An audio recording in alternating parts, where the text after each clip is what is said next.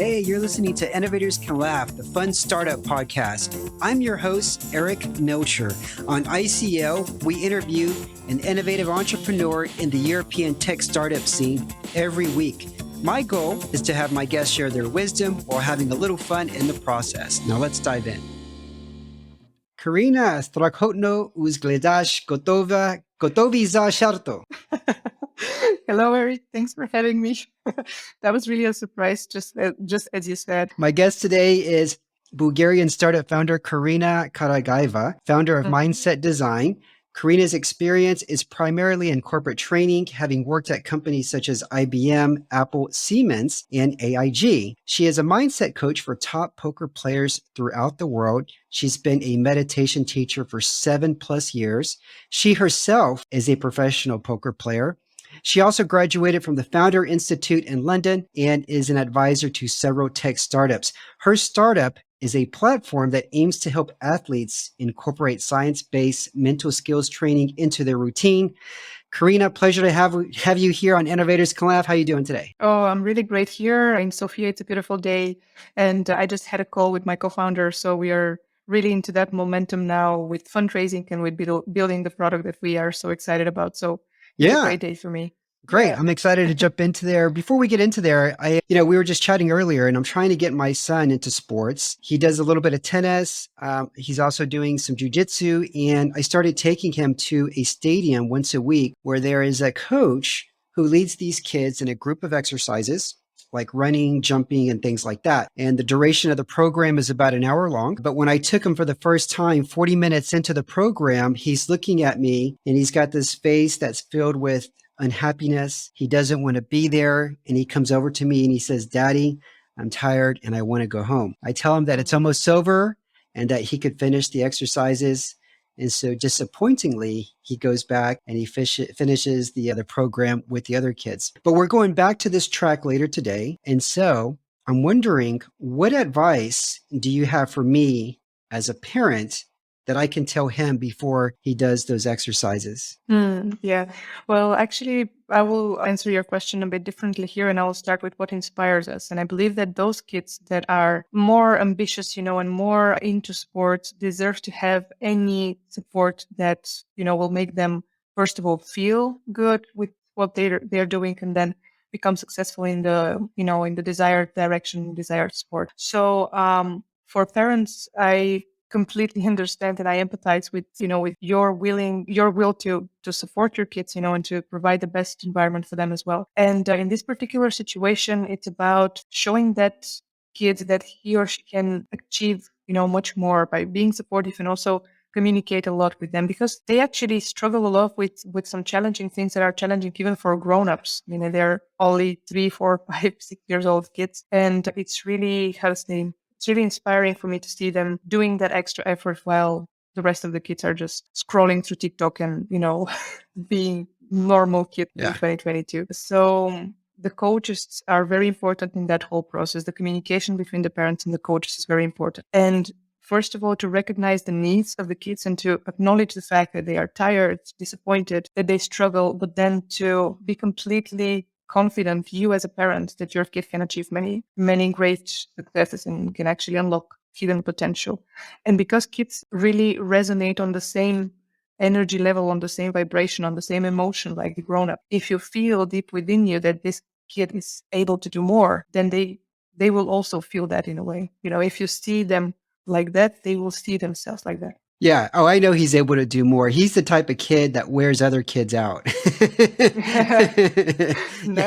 Yeah. Other parents are like, oh, overachiever. Yeah. Other parents are like, wow, your kid's got a lot of energy. And I'm like, oh yeah, I know. That's why I'm bringing him here. Yeah. So Karina, okay. Well, thanks for that. I'll be very supportive and we'll continue to communicate with him and also try to communicate more with the coaches here. I was researching you and I read that you used to be a poker player yourself. I am very curious as to how you Mm. got into poker and why. Mm.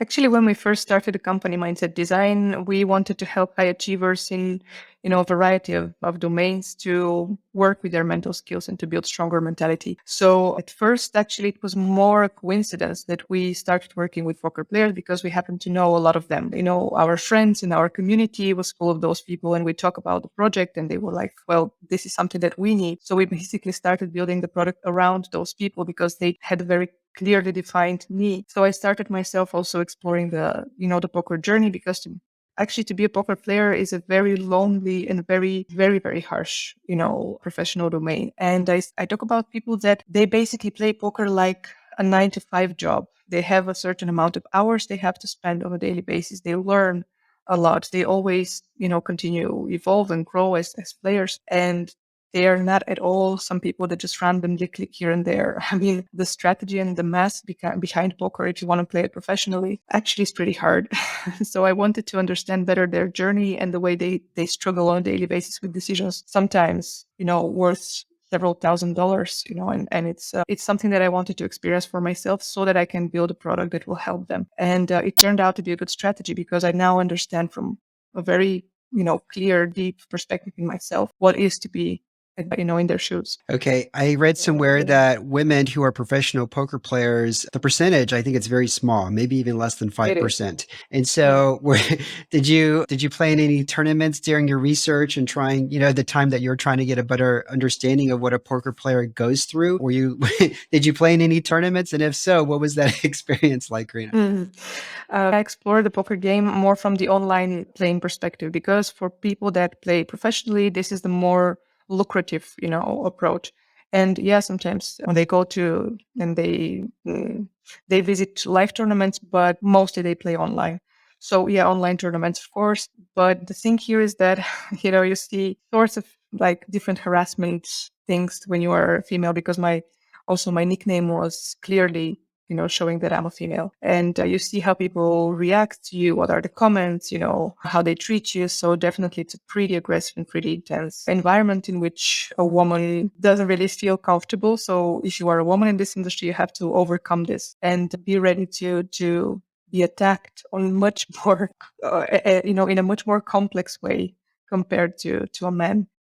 Did you find that you So, yourself were having to put into practice some of the things that you teach during oh this? yeah, definitely, definitely. So what That was were actually one of my goals, yeah, to test it for myself as well. So what were some of those tactics and strategies that you tried for yourself from a mindfulness perspective? So, for example, some breathing techniques, because the whole thing about poker mentality is not to let the so-called tilt state of mind to overcome your decisions. So, not to have emotional decision making process, but to remain completely rational, with clear mind, with clear thought. So, for example, when you have a, let's say, bad situation, or a very intense session, if you lose your temper, if you lose, if you become angry, if you activate revenge tilt, or if you do that emotional play, actually it was a lot of money. So you can control this or balance this with some breathing technique, with, regularly making a short pauses, for example, drinking enough water, which is kind of obvious, but it helps your brain to remain in that highly, rational mode. If you are dehydrated, that's not possible. So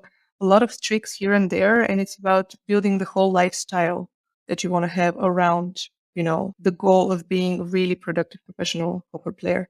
So it's a combination and the compound effect of small actions, performed with great consistency in time that will give you that different mindset and different mental state. I wish I met you about 2 years ago because what you were just describing, although I'm not a professional poker player, about 18 months ago, I was doing a lot of stock trading and a lot of the Mm, trading was day-to-day it's the trading. same, yeah.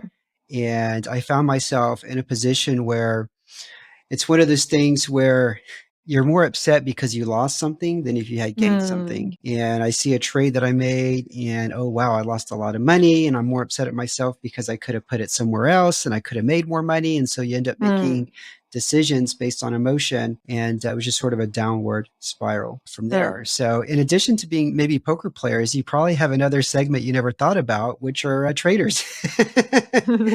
Yes, yes, absolutely. That actually they were also in our pipeline, and we have a special term that we use in the company, cognitive athletes, because poker players we consider them also as athletes, and then traders, salespeople, professional gamers as well, because all of them are using their mental capacity, intellectual force to perform their job. But then at some point, already from the conversation that we had previously, that we realized that we can do the same work and we can provide the same product and the same value to physical athletes, to people that perform professionally in professional sport. And that's why we made that change. I mean, we still work with poker players, but that's like in the background, and it's no longer a focus of the company. And now we switch to tennis players because we realize that in any individual sport, in an individual competitive endeavor, the mentality is key, first of all, and the pressure on players is the same. So that's the reason why we decided to switch a little bit the segment, and that's why we work now with tennis players, only to discover actually that they have the same patterns, the same challenges, the same dynamics. Okay. So, how is this going to work? Let's say you have an interested buyer and he comes to the platform and he wants to, try the platform form out. Is there going to be like a free, I don't know, a free 30-day session? I mean, I'm coming from like a SaaS background, e-commerce background, so I'm just wondering Mm-hmm. what a potential shopper have to go through in order to be testing the platform, and then Mm-hmm. there are different packages. That sounds like a stupid question, but I'm just wondering what's that experience going to look like? Absolutely reasonable. No, it's absolutely reasonable. Actually, right now with tennis academies, we work into B2B2C model because we need the strong endorsement and support from tennis coaches, because our product basically empowers them to implement mental skills exercises in their regular training routine. So for example, if you are a tennis player, if you want to practice your forehand, any tennis coach knows how to do that. But if you want to practice your forehand with in a combination with a mental skill, that's something a bit, more complex. And so we provide tennis exercises, tennis drills on court and off court for those tennis coaches to include mental skills in their regular routine. So for example, how you train your motivation while you train your forehand. And that's the unique thing about the product. So we basically empower those coaches to perform those exercises. And that's the reason why if you are a, potential client, you are probably a tennis coach or a tennis academy owner. So you go to this website and you request, a meeting with us. So we have this initial conversation with you, and we are still in that process where we onboard, relatively slowly academies because we want to know them. We want to have those close connection with them. And you can claim, for example, access to our platform for the kids that you have in your academy. So this could be 10 kids, 20, 50, depends on, the size of the academy. And when you do that, players can have their own login, coaches can have their own login, and parent as well, because in the tennis industry, we address the needs of those three different stakeholders. We have this famous saying in the company that if you want to raise a tennis player, you need a village. It takes a village to raise a tennis player. So we provide value to coaches by giving them the exercises. We provide value to players, because they also have assignments here and there. They have ways to share about their success on the platform. And we inform parents about the progress of their kids because they want, visibility on that. So With these kids, if they're using the platform, would they use the platform in conjunction with their coach, like during the same time, or would they be able to access the platform in their own home on their own time? they can access on their own home because sometimes they have some tasks they have to perform, outside of the court. It depends. We basically have a variety of exercises, and that's the one of the key, I would say, competitive advantages, because we have a very rich content that is enough for now for more than 2 years of seasonal training, and it's really a lot of exercises and a lot of things covering the 7 key mental skills for those kids, and we have plenty of different training drills and training routines that we have created. So a Okay. lot of things on the platform. Okay, so now my next question is like, how would you assess whether or not this platform is making an impact? Now, as an adult, I could probably assess whether or not I'm benefiting from it. I know that, hey, recently I'm less stressed, and one of the things that contributed to that is I got off Twitter, and I used to be on Twitter, but I was probably on there at least 5 hours a week.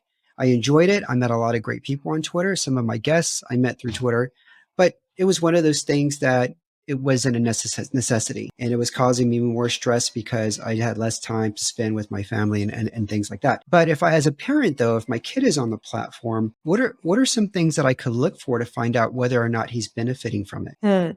I'll give you a very specific example here because, first of all, the problem is that there is this myth that mental skills are very abstract and you cannot really measure them or see them. Well, actually, one of the mental skills is to remain motivated, for example, after having a bad match or, after having a bad game. Now, the motivation is something that you can see even in the body posture of the player. You know when a player steps into the court, whether he or she is motivated, confident, calm. We see it in the body language and we know that already, right? So now if you want to measure the progress of this kid, after spending, for example, 2-3 weeks working specifically on that skill, you can compare how they enter the court, how they perform and how they act when they find themselves in a tough moment from the match. Yeah. Because you see, I mean, you have a kid, you know how it works. When the kid is stressed or when he or she just refuses to continue the match on positive note, it's the shoulders that fall down. It's like even the eyes, they start to look on the ground instead of looking around themselves. They are just so disappointed and they just lost the match before the match ends, which is Yeah. which is Yeah. something that you can see, right? Yeah. Yeah. So we observe the behavior. We literally have those feedback forms from parents and from coaches to compare before and after using our tools. We also have the objective results because recently, for example, one of our kids, he didn't have any significant wins for the past months, during the tournaments here in Bulgaria in the summer. Lately, he just annihilated everybody in one international tournament. And for the first time, he told us, you know what? I think I just succeeded, to win over my own mind, to win over myself. And that's the moment when you realize that those kids went through this transformation. On a later stage, we plan to have a partnership with a university, with academia, where we can literally observe those kids with fMRI, with technologies that will prove in another way, not only, with obvious evidence, but also with something like that, with how their brain function, how they react, and what is the new patterns that are formed in their brains, because what we are doing actually is based on the neuroscience behind mental skills improvement. So literally their brains are changing on a physiological level, and we want to measure that, but that's, a little bit ahead of us. Yeah. Yeah. No, I think. I'm so excited. I'm so excited for my son to just, have him try the exercises on the platform, get him into it. And the body language says so much. I'll never forget. I think it was 2010. I was watching a tennis match between Nadal and Federer. Federer was my hero. I love the way he plays so gracefully, makes it look so easy. And the commentator was also a sports psychologist, and he was making the comment that when Federer plays Nadal, it's the only time that you see Federer looking down as he's walking on the court. Mm-hmm. And just like you said, shoulders are drooped, Mm-hmm. and he just does not look like he's having a good time. He's not himself. And Yeah. Nadal was the only player that could really do that to him. And you can notice it was noticeable. And so, when you look at your kids, look at the body language, because that says so much. Absolutely. Yeah. Now, I also noticed that you have a certification listed on LinkedIn as a neuro agility practitioner from Neuralink. Yes. What is that, Karina? Neuroagility, that's one of this very impressive technology that, thanks to a self-assessment that you can do, which takes around 90 to 120 minutes to take, we can pretty precisely measure the way your brain functions, like what are the active centers, what are the predominant hemispheres, for example, and based on that, to recommend ways to improve your brain functionality. So it's a way for me to assess both the corporate leaders that I'm working with, but also tennis players, poker players. We tested with a variety of groups of people to see how it works for them. So for example, if you know for yourself that you have a predominant, that your frontal lobe, for example, is much more active compared to other parts of your brain, you have to, for example, change a little bit your diet or be aware in a certain communication situations that you have a specific behavior. So it's like raising your awareness. What is your brain design? That's what neuroagility is. And also it shows you ways to improve communication with other people, because you see how different they are from you. Like one and the same information can be interpreted, in one way from you and in a completely different way from your life partner, business partner, etc. So it's about how our brains are wired. And it's a very interesting assessment that, literally reveals how you understand, accept, and process information. Okay. So it's one of the ways that we, approach this mental skills training, in a scientific way, because it's pure neuroscience there. Okay. Nothing more articulate. having taken this course, having taught meditation, become a professional poker player, in the process of creating and launching, your startup here, how has your mindset and approach to life changed from 10 years ago to what your life is like today? It could just be from maybe your daily routine or maybe something that you do once a year. How is your life different 10 years ago to what it is today based on what you've been going through? Yeah.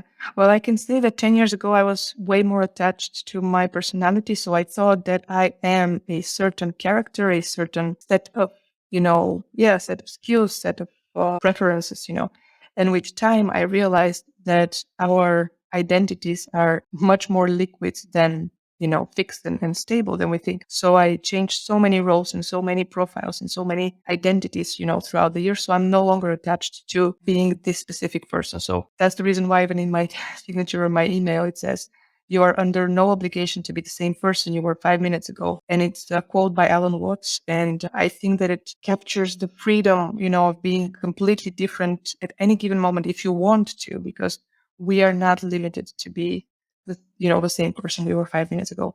So I, embrace new roles and I embrace new faces, new masks, if you want, whenever I want to now. And I'm much more flexible and much more open to that. And I think I'm much more free because of that, because I no longer, I'm no longer a slave of my identity. I'm the master of it. It was just a very big eye opening for me to realize that. So I think that's the main difference. Yeah. Okay. Now, some of these skills that you've acquired from these past, the past 10 years or whatever, what would you recommend to other athletes or people who just like to compete? I know earlier in the show, you said that poker players, some of the things that you recommend are like, drinking a lot of water because that does have an impact, or, practice deep breathing. Anything else that you would like to share? Yeah. Well, I would definitely recommend people to look in unusual places for their improvement, because if you want to have that critical advantage, if you are a competitive, player, if you are competitive professional, it can be even in a corporate sense of the word, you have to find a unique strategy, to build that competitive edge. And if you follow everybody else, if you do the same exercises, if you have the same lifestyle, obviously you'll have the same result. And I would say that people very often try to find shortcuts, 5 easy steps to do this and that. You know what? It's really competitive advantage. Do the work. That takes time and effort. And it takes 10 years and not 1 month, because this is what will really give you an advantage. And I think, in my humble opinion, that the inner work is also something that many people, avoid, because they think it's, you can have these tactics, you can have these tools, you can have this and that, you can have those really hacks of the system. Well, actually, the real hack is to choose the road less traveled, the one that requires you facing your ego, facing your limitations, spending years before seeing really big results. Be patient with that. Those are the real challenges, if you do something competitive. And if you keep working, on yourself, and if you stop looking for shortcuts, then you really have a competitive advantage, because you have a different mindset. You are here for the long-term game. Yeah. And that's what makes you different. I love it. I love it. It reminds me of a saying that I heard. I think it was Leonardo da Vinci used to just say over and over again. And I think it was ostinato rigore. And I think the translation was something like, learn to love the grind. Exactly. Yeah. Yeah. Okay. So I have some personality questions for you in just a second. But one last question. When a poker player, tennis player, or whoever discovers your platform and starts using it, what is one of the things that they really love about it? Actually, it's different for different people. But what I see as a pattern that comes along is that they say, oh, I thought I am so weird with my challenges, with my problems. And it turned out that everybody had them. And I'm like, yeah, I mean, obviously you're not, you are special, but you're not unique with, in your challenges. So one of the things they appreciate is that they enter a community of people that has similar ambitions, similar struggles, and, they feel at last at home, because competitive players in any domain, they are really lonely. It's very hard for them to explain to their close friends, relatives, the difficulties of their domain. And it's valid for poker players, especially. because there is a lot of cliches and, a lot of stigma around what they're doing, which is, mostly because of the ignorance of the people. But anyways, they feel lonely. They don't have many people to share their journey with. So that was one of the things. And with tennis players as well, I mean, imagine being a 13 years old girl and she's traveling alone to go to a tournament in another country, spending a lot of the money of her parents, and trying to achieve something, come back with nothing, and doing that for several years. It's a pretty lonely trip. And what we give them is that sense of belonging, to belong to a community of people that go on the same heroic path, because it's exceptional, it's extraordinary. And that's one of the things for sure. And also, I think that what gives them confidence and somehow calms them down is the fact that working with your mental skills and emotional, states is actually a process with the right tools and with the right support. This is something that you can really influence, you can influence that big time. And so they feel much more comfortable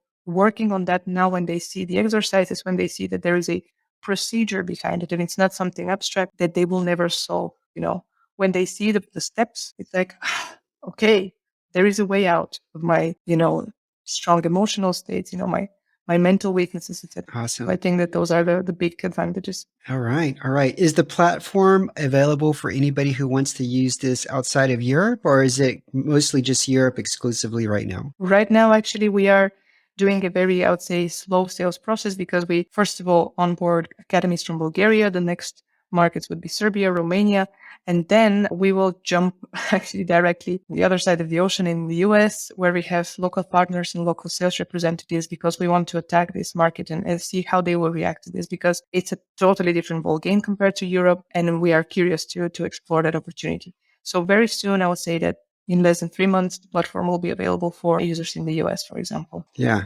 All right. Okay. And now for some fun questions for you. First question: what is a favorite TV show that you can watch again and again, Karina? Favorite TV show. Oh, here's a disclaimer. I don't watch a lot of TV, but I really like some sci-fi miniseries, for example, by Netflix, Love, Death and Robots. This is something really inspiring for me, because it gives a perspective about the potential development of the society we are living in currently. I really like maybe also, I don't know if it's a TV show, it's actually a movie, but again, its name, it's Mr. Nobody, where exactly you see how like different scenarios in your life have equal value, and that any decision actually is the right decision. So it's a very complex time traveling, even if movie. So yeah, those are the first things that pop to mind.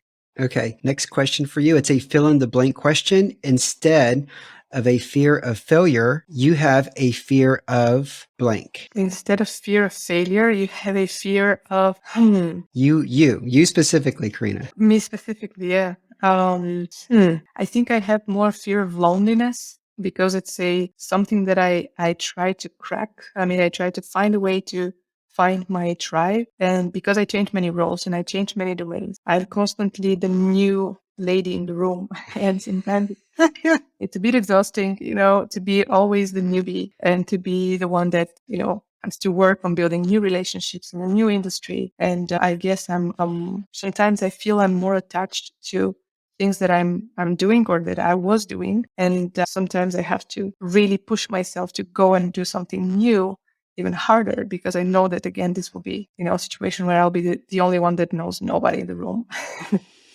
I guess that's it. Yeah. Okay. Karina, it's been a pleasure having you on the show. Thank you so much for joining me on Innovators Can Laugh. Oh, same here. Thanks, Eric. Actually, your questions helped me realize, some part of my own thoughts, because when you don't say it out loud, sometimes you don't know what you really think about certain questions. So thanks a lot for that. Yeah, my pleasure.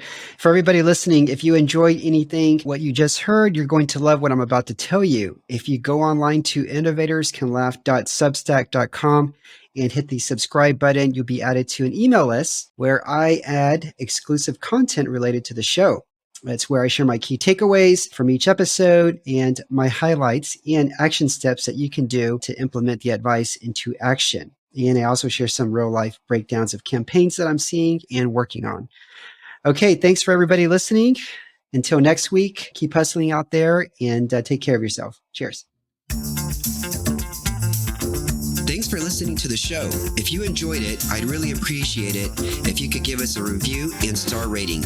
Also, don't forget to sign up for the ICO newsletter at innovatorscanlaugh.com, where you can get the bio and details of each guest. Thanks.